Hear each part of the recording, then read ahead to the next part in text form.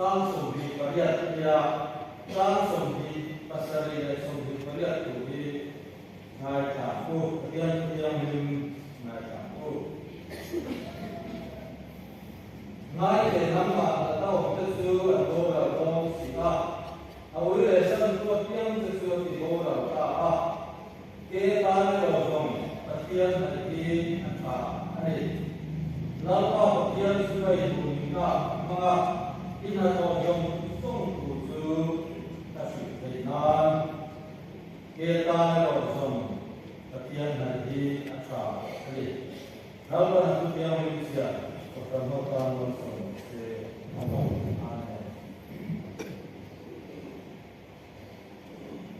tiang hai di tentu kuih ani ya esam song sai patungna tiang hai di song tam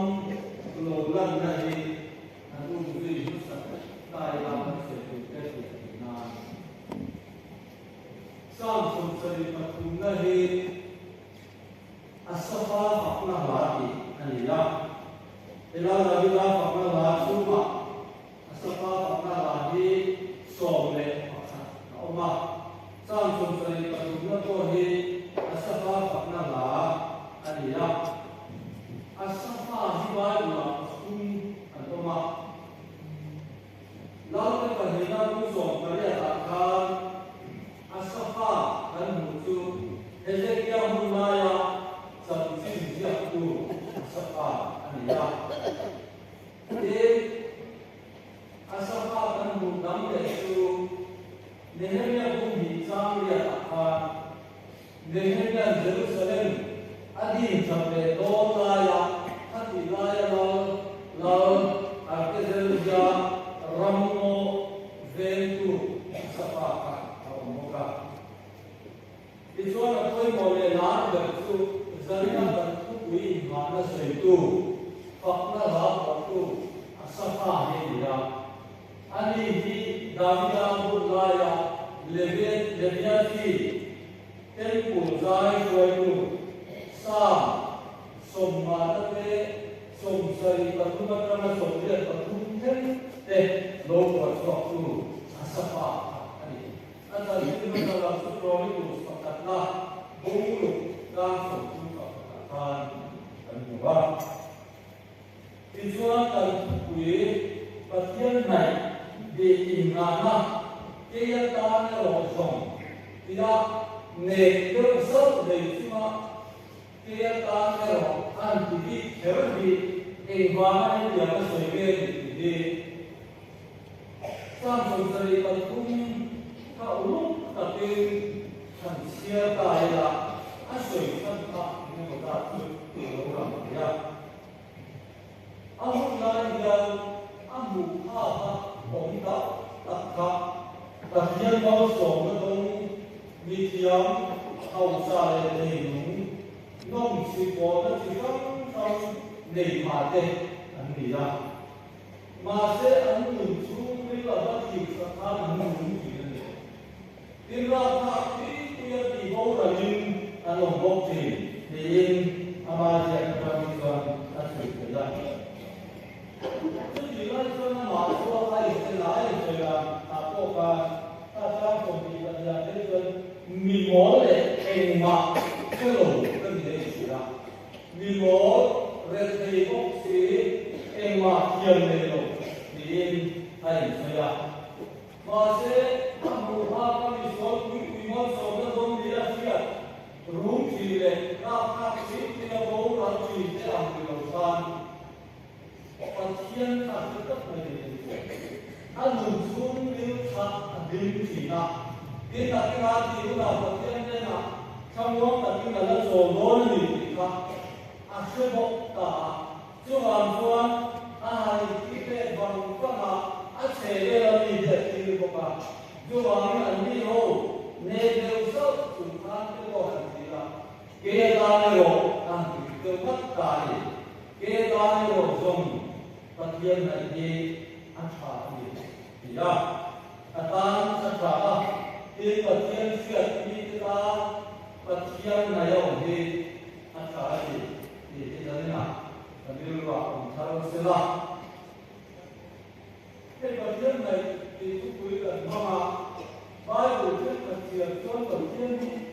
này thật khi có đi một lúc thì tôi đi ra vì suy nghĩ là thật sự của mà soi ra vai của là ở đâu năng sang mà và thiên này chỉ ở đâu thì là và em vì suy nghĩ là mà để đi cũng lo là cần lúc mà chúng ta thiên thì Adam phải là ngay ông ta cần ya Adam là phần vừa nay có cái phía sau đó cái nhà bà mình căn nào sẽ có điều vấn đề gì đó và thiên này cứ rồi rồi anh là và thiên mù bao rồi đó đi nông thôn à đi rồi thế là số đó cũng sống chúng mà chúng mà phá và thiên thì một thiên này là cầm bê rồi cái vấn đề là bằng mình muốn cũng đến cũng mà mình muốn cũng thể đến cũng mà anh ông xin lỗi thì ra thế mong siết khăn và thiên là sợi lạc rồi anh bê một khăn như suy nghĩ ngã tổ rồi đó tổ và như là nghìn mong siết khăn ngày này thế chúng ta muốn cả sang sổ của sợi lạc có khăn dùng hết này nè và thiên ta hay là cái chủ đề này là đó là chân vì anh cứ là nên anh muốn gì vậy là anh nếu suy sập vào lại tập này thì ra so và thiên ta tập sập qua mù thì ra hình tới đây thì nó trong rồi và thiên như này không gì thì anh làm ba đi sập vào lại và thấy anh ấy là có gì đó thì về một tiếng từ đúng thể một lộ anh ấy trước tiên thì chúng ta cần quỷ đi anh có một cuộc đồng ngôn về thì các bạn có thể mới là sự thà là làm số mà thế thì tham làm pha cho nó này để làm của cái lộ sự tiếp cận của nó là và thiên này thì anh trong ngũ động để lại công dụng Kiraba Elohim Antiya Sumi na soi tu cho khoi thei về thiên đình này Elohim mà thiên nung ở chỗ rin nó tất đề ama đề là gì tulu cuma min cần quý thầy tu ni thì rất cuma ama có việc này có worship là tất cả phần này Kiraba Elohim thì na asoi tu cho anh ấy và thiên chế chịu nung này thì thế và thiên ông đã chịu nung cú thì thế và thiên cổ tha tổng thì thế này và thiên này này cổ và thiên văn giống và thiên đủ do văn hứng gì nào chúng cần trong đó mà cho thiên tất cả hành lệ xóa ở đây nữa và bên và thiên này thì lại Kiraba Elohim thì lâu đã xóa trước khi Tuhan mulai ini hujan, pasien tu anak itu dia bayar naiki tak kok ani dolen. Tuhan kali kau pui pasien naik turun kau pui mampu dengan doa kuya akan ani pasien naik turun mana naik turun ni ya. Jadi apa yang mau tak turun ini kerja. Saya jalan tempat orang và thiên này lo làm nó sập thế là suy tắm về chương không nguồn năng này để liền năng anh ra lồng năng anh ra thì và thiên này tất cả cái chuyện có về giờ đâu mà có về lồng về rồi là ra tuần nó anh này là anh có cả ngừng nó cùng anh cùng để ra rồi anh này trước khi chúng ta thiên này cho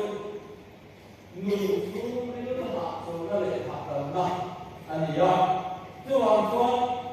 cần đi tìm dần tìm nó cần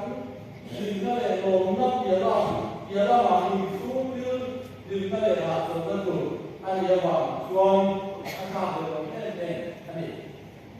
thế và thiên này thật tất tu cái mừng gì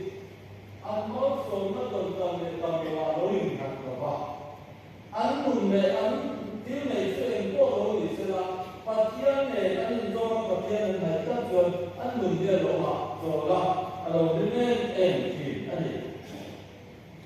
Jerman quý giám mà cả to là anh thì chú chúng là chú Kholaya Abaren Swapa có thể là công sĩ là tụt có những cái mày đều tụt nhiều không quý giám to là Xuân 이번 일에 어디에 미차 앞에 세리고 아마티라 그 도서랑 딱히 아차로 그네 마요 버티안에 나로 부 그래서 아니 부하사대로 부서라 도와서래 버티안에 나로 그래서 뭐 알아보자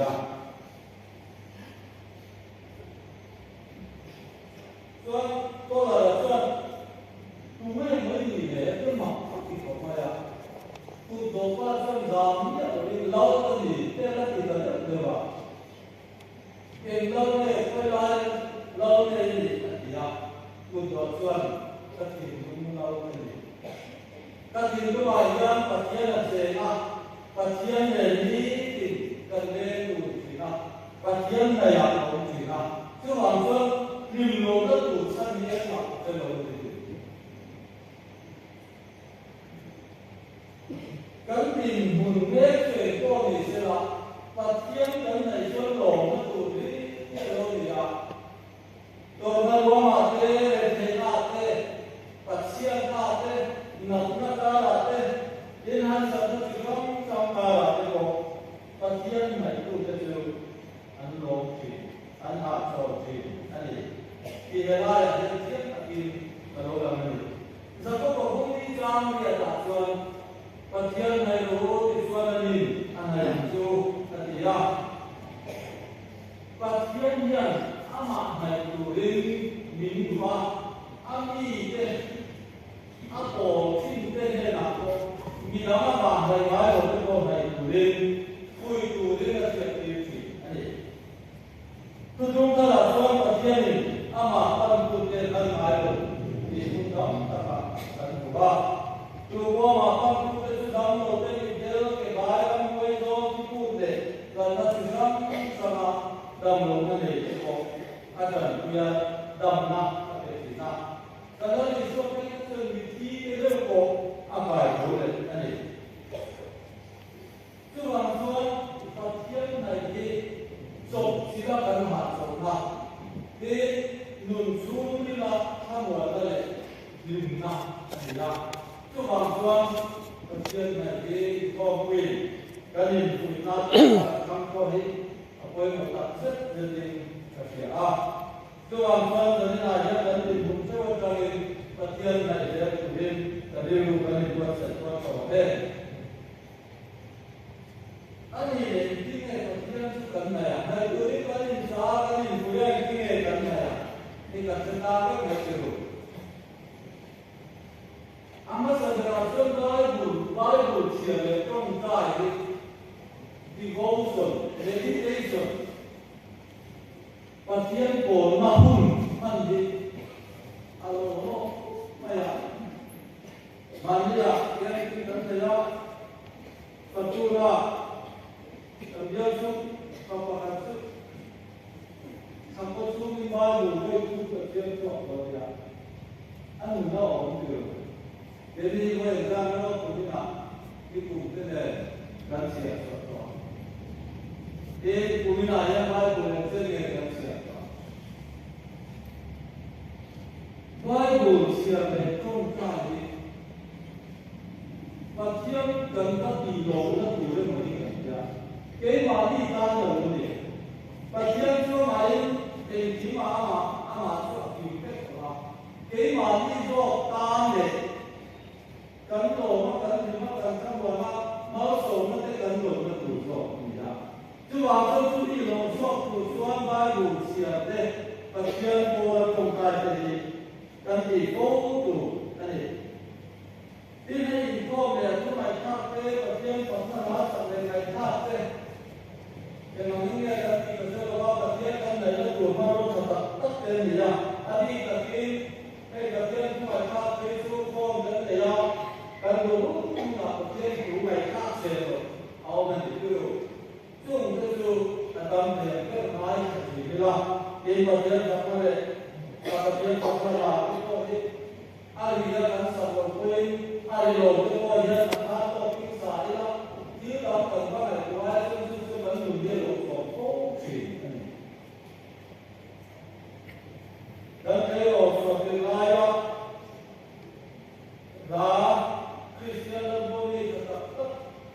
mà ta cần sắp cố chuyện cái đó quay đóng tập các bài toán lên trên cái mình đi ở lòng thì lòng các chuyện nào cái kia mình đi bộ nó mà qua không chuyện này tôi vào những mặt chân của anh tâm thì làm cái ngày khác trong trong cái gì cái kia cái này cái chủ tâm qua cần ta là sẽ học sĩ cái gì cái cái kia nó chuyện mà sẽ mà thầy đủ đủ tuổi và tiền đủ là mình chân đi sẽ có đấy mình đủ sắp đủ làm quan nhân mình đủ sắp để đủ gì cả chân đi có mà làm cái người để tiền đủ cái quan nhân mình chân anh đi sẽ nào thế à chung cái này mình chung mình tuổi ít trong lòng chỉ này cái vật nhân này gồm có màu áp bởi là chúng ta cũng là cái gì nó sẽ được cảm tạ qua và chúng ta là zona như vậy được không? Cái chuyện là sao cái gì là sản sinh ở tuần thủ. Vật nhân này từ cái vật nhân này áp từ các món ăn ở từ là đủ lại cho nên anh ta theo cái tảng sân vật nhân là đúng không? Thì cho ta xin sớm kalau vật nhân là từ do mình ruang mana siapa kalau tak ini. Apa untuk kan saya dulu. Kita lo kita waktu itu orang itu banyak tu. Kita orang ni long ni je. Antara amal soal ni, kok ni amal nak ayo sama percuma ni tu berjalan tu orang kalau itu rasa apa apa pun orang katiang visual liền bốc chế ahan dola anto ran mereka amatan khalwa abul nai long mi de dan khalwa music ko milo katiang ti siam dam sanatan dan mungkin na moran katiang na to ni ko ye ema bali da to pa ka kan se ye mo dan mesti kuidam tentang apa ini. Zona nomor yang siang ni terjadi. Sebab siang di nasa yang berat naik turun, kami kompi dan tiap kami terlebih buat. Jadi itu kita bukan turun pasien berapa. Kubu kalau itu kan thì hôm nay anh nói rồi cái tiền cái chuyện này và các đồng lai và tôi nhớ là những gì để đức mấy cái đại sứ tập đoàn tiêu mà cùng sống ra lại quá anh nhớ ngồi cùng xuống mà làm việc nó thì nó thật tốt ngồi để và tôi thật chính thế rồi thì giờ không bị ghê giờ vì suy tưởng xem đi cái số này cùng số má và số này có là cùng đi vào cùng đúng lên những gì các bạn có thể làm cùng như là các thì cũng cần sẽ học nhà các thì cũng từ phần cái đầu nó cũng có cái sự đi vào của các bạn trên đây thì riêng thì cũng học cần gì đâu em có thì sẽ là các thiết cái này thì cũng số đi về tập con thì học phải là học cùng cái con đi chứ bằng con cần luôn này có thể là tâm tiền cái bagian dari bagian polling, bagian lain, dan mendengar dan makin apa yang mau tadi. Itu dia bagian naik lote, alam berbeda turun bagian ini wanita, asal masih cinta, itu ini muda, ada orang mengalau, soal semua dia itu kamu mengalau sebut kau kira, anak itu dalam và người ta để hóng sập này vai là có sự tổ chức mà để ban đi vấn đề cần sự cần vào và cái là chung là hấp đi một sự chuẩn anh ra thế là hấp đi các vị cũng rất là sấy muốn tham gia là sấy rất là và hấp đi ăn mừng đi ai là đi mà là đâu quý đây là dấu số không bị trang sổ và cả các là đi phần lâu qua những vật tiên chúng làm vào le nuôi làm mấy à và thực hiện những sự kiện Joshua nào cái em chẳng được bao nhiêu này nó chỉ qua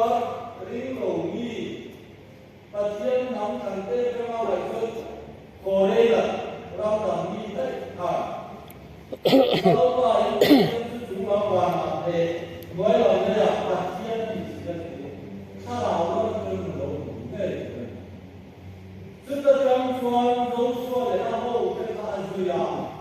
ปฏิเสธให้โดนนั่นหนึ่งครับทำให้โชว์กระสับสับมาอาจารย์ที่นี่อารมณ์ที่นี่ก็จะแต่ที่เราได้เรียกว่าการละเลยชัวร์จากผู้เรียนข้าวการเป็นเชิงปฏิอะไรมาช่วยที่มาช่วยเหลือข้าโน้ตสิ่งว่าเรามาโปรโมชั่นโรควิทยาเนี่ยอาจารย์สุขเตียนอันไหนบ้างอันนี้เห็นไหมเลยกระตุ้นทั้งเสียงได้จนเป็นมุนโรควิธีรินน้ำโรคที่มาราบีอันนั้นเดือดเชี่ยวอันนี้ซึ่งเดียวกับว่าอันหนึ่งอันนี้จะมาอันถ้าเราเอาส่งกับเที่ยงไหนโยมาอันมันจะสักว่าเป็นราบีดินดูดิเขาเวลาเขาเวลาโรคเลยตัวเขาดินหุ่นงงต่างอันนี้โชว์ตาอันนี้เป็นอันนั้นเลยตัวเราไม่ต้องไปดูเราในส่วนว่าเราเป็นเด็กมีส่วนแบบนี้ครับมาดูแลส่วนนี้ก็ได้ว่าผู้เราเสียเออส่วนนี้ครับอะไรเราไม่มีการดิสมาสารยาอะไรเราไม่มีการเดี๋ยวอะไรเราไม่มีการเจสาสารยาอะไรเราไม่มีการดิสมาสารเดี๋ยวมาGoogle this mas akan berfirman suila sehingga yang kalau dia abang untuk abakan visual fi wise fi dia akan visual ka good fi dia awal terbetul visual yang dia sejak dia visual ของทั้งเข่งเด็กก้าหนึ่งในนี้ละแล้วในส่วนที่เราเข่งเด็กก้าเรื่องมาประกอบเข่งเด็กก้าในเรื่องอะไรก็จะละมาเชื่อเลยเรามีส่วนแล้วในส่วนอ่ะเที่ยวไปในส่วนที่เราเป็นคนที่เราเป็นเด็กเที่ยวส่วนที่อาศัยคุ้มเวลาอันนี้มุขทุกข์กันหมดมาเราที่สมาสามีเราที่เราวิสวาAgora me diz que a parte que eu sou barrava, lá isso ela vem, isso já me tem que ser na zona disso, mas lá isso ela vem na gente também a parte isso. Taksa pasien naik ialah tindu salah pasien lama in serenda pasien naik tak tu denus, kalau itu Pasien yang saya siapa, aluang tak, aluang tapi anu maksud semua. Kau yang mengaku menghasut, anti roh kami menghadam, tapi pasien tu pun mangkir. Jadi najan masuk itu sehingga atau mama. Akai kau mata ayo hati kita itu. Ayo super beteri buang semua kau kenal jom ni. Engkau nilai dan kau ini guna di kau nilai. Pasien nasi atau kan yang Kristian yang atau tak Kristian dia. Kan itu yang terbentuk pasien rujukan mungkin. Aduh rujukan misi atau kan mungkin. Những cô lên để nó tuần nó lên cái nó để cái nó như là vậy thì cái cô để đi phố chuyện dùng dùng cái cổ nó tụi đến tập thiên như này cái tụi đến là đưa được qua sẽ làm đến cái nào chung cho cái này con nó ba là cái nó mà này tụi đến nhìn qua sẽ nó để đi làm gần thôi